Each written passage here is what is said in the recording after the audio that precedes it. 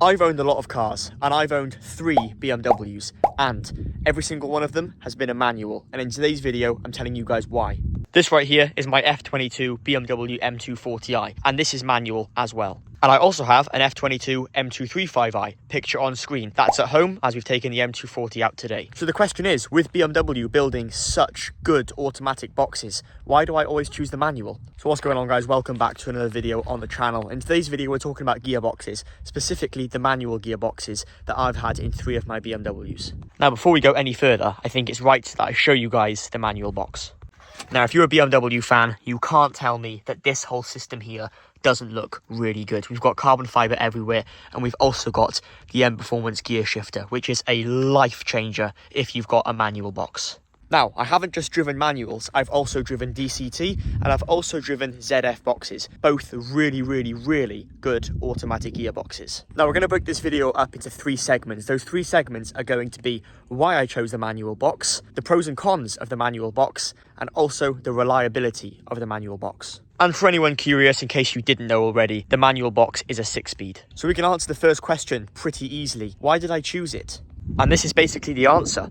If you guys look at the surroundings, I don't want to have an automatic box where I live. Now, I live in quite a rural place, and obviously a manual box is way more engaging on these particular roads. If I lived in town or a city, an automatic would definitely be the way to go. Fun little story, I actually test drove a M240i way before I bought the M235i in a city, and obviously the stop starting at traffic lights, the automatic box was 100% something I would definitely buy if I lived in a city. However, with these particular roads, there's so much fun with a manual. And that's basically why I bought the automatic box. It was purely down to location. Plus, I like to actually drive the car. I like to be able to throw the gears, do lots of things with it, rev match, and just kind of learn that skill. I feel like with an automatic, all you really do is just kind of drive, and the car does all the work. I know you've got the paddles, but to me, I much prefer to actually be doing something with a gear stick. And that is why I chose the manual box talk over. Now let's move on to the pros and cons of it. Now, before we actually go on to the pros and cons and the reliability of the manual box, I think it's only right that we take it out for a little bit of a drive, and I can just show you guys a bit of in-person driving of what it's actually like. And of course, one downside to the manual is it's a bit harder to change gear while you're trying to record a video, so that's one downside. However, I think it's amazing. I mean, you can hop into third here, and when we get to the end of this road, I'll be able to show you guys the auto rev match, which is another insane bonus. So if I put the clutch in now, and I downshift to second, don't know if you guys heard that, but it did match, and it's pretty loud. We'll go to first now. There we go. So the car's warm, oil's warm, let's get a tiny pull, and we're in second. Yeah, it's mega. Obviously, it would be ideal if you're a kind of YouTuber and you only record videos to have an automatic. So one of my favorite things to do is to learn the rev matching. I think if you can do that, you're a decent driver in my opinion, and I'm tempted to turn it off on the 240 because I feel like it's a cheat code. However, it's really nice because it does do it absolutely perfectly. So we're going up quite a big hill. Car's not struggling, but I want to give it more RPM, so I'm just going to shift to third. And then you just literally, car just wants to go, and this B58 is something else.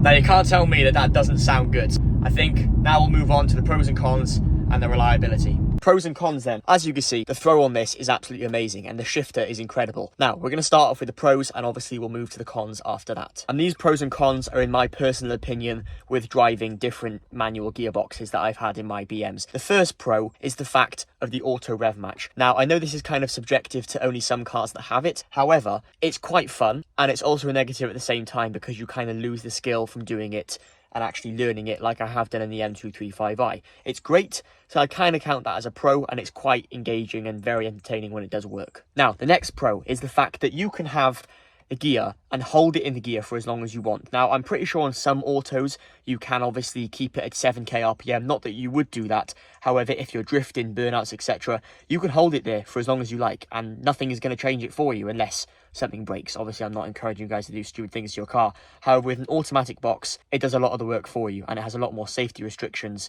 so it won't let you kind of do those things. Now again, the next pro, and this is obviously subjective to the M235i and the M240 that I own. You can do some crazy things with a manual box. Now, for example, when you're revving it, you can kind of, what I like to call the rev bomb kind of thing. The M235i with the N55 does this especially. I'll try and put a clip on screen for you guys.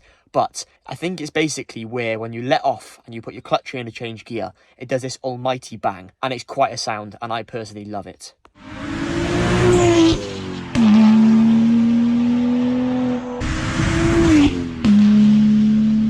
Now, obviously, there are a lot more positives, and I could go on for a long time. However, now it's time to discuss some negatives. First negative actually isn't in the car with us. The first negative is the original gear shift knob that this car comes with. It's kind of like a golf ball size, and it's absolutely horrible. It's awful to hold, it's awful to feel, and it's just not nice to change gears with. So I would 100% recommend you guys get one of these M Performance shifters. It's a game changer. The next thing is changing parts and maintenance. Obviously, you do a gearbox service with an automatic. That is something you have to do. However, the clutches can go on these. They're not made to hold crazy power, especially if you're running a remapped car.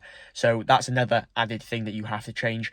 You know, you can burn your clutch out, etc. There's many things that can go wrong with the manual box. I feel like it's a little bit weaker than the automatics. And the last con is the selling price. Unfortunately, the manuals of these type of cars don't go for a lot of money, and they don't sell very well. The downside to this is obviously people want automatics. Most people who buy these type of cars live in cities, and they want the automatic just because it's easier and more convenient. However, I do think the manual versions of these cars are going to go up in the future, and I think the price is going to skyrocket. Now, that's the pros and cons talked about in this F22. Now let's get on to the reliability, because I've had 3 manuals, a 120D, which was nowhere near compared to these cars, and the 235 and the 240. How have the manual boxes been? Now, this car actually has had a clutch replaced. It's replaced with the 550i clutch, which is an upgraded one. It's built to handle a lot more power, it's a lot more reliable, and people don't run into as many issues.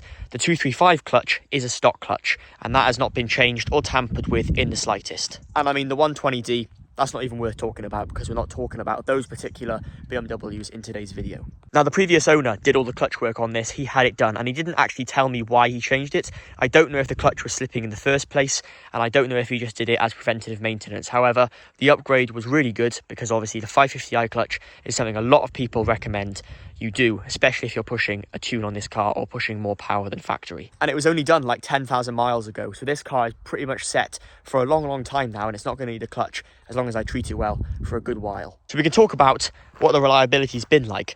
I've done a few launches on the M235i, and I've done a few burnouts, and I've treated it pretty hard. I mean, I drove that car pretty aggressively, and I would say I've given it a hard time. The reliability is down to how you drive it. If you're doing burnouts and you're drifting it and you're launching it all the time, obviously that's going to increase the clutch wear and the gearbox issues a lot more. However, if you treat it pretty well, if you're actually a decent driver and you don't obviously ride the clutch or you let the clutch slip, then obviously you're going to be helping prolong the life of that and the gearbox a lot more. I see on Facebook on the daily about people stressing about doing a stage run tune on their N55 or M240 with a stock clutch, and I purely think to the fact that it's purely down to how you drive it. If you treat it pretty well, it's not going to be an issue. And again, regarding these gearboxes and clutches, if you treat them well, they're going to go for a long time. And obviously you'll have telltale signs before they eventually kind of blow up, because your clutch will start slipping and you have a bit of an early warning to actually get it changed and replaced and maybe upgraded. If you guys are a manual driver and you enjoy actually changing gear yourself, and you live maybe in a rural area like me, I would 100% recommend a manual box. And that is why, unless I move to a city or something catastrophic happens to my left leg, for example, and I can't change gear anymore, I'm going to have manuals for a long time. And another thing to note is if you're tracking the car, I think you're more of a driver if you've got a manual. If you're sitting there automatic with your little paddles, it's kind of a cheat code to me, and it doesn't really sit right. You didn't see Group B rally drivers with an automatic car. They had manual all the way, and they were very good drivers. And of course, this video is made all on my own opinion and all the information I've gathered from driving a couple manual BMs in my driving experience. I want to hear from you guys. Are you running the ZF 8-speed or a DCT in your M car? I mean, even the G80 M3s come with a ZF now, because that gearbox is just incredible. However, I'm not sleeping on the automatic boxes. My mate has a G80 M3. He's taken me around the Nürburgring, and that thing was incredible. And also, my other mate has an M4 with a DCT, and that box is incredible as well. And if you guys are a fan of the channel, you would have seen we picked up another car the other day. It'll be linked in one of the boxes up the screen, an OG M2, and that's got a DCT, and that box is mega. It's insane. And honestly, it kind of tempts me to get one. So let me know in the comments, are you driving an automatic or are you driving a manual? I'd love to hear your opinion down below in the comment section. If you enjoyed the video, you can give it a like. It's completely free and it boosts it so more people can see this video and they can let me know what they drive. You can subscribe to see loads more videos like this on the channel. I make loads of content on the M240i as well as my M235i, so be sure to check it out. Thank you guys so much for watching. I'll catch you in the next video.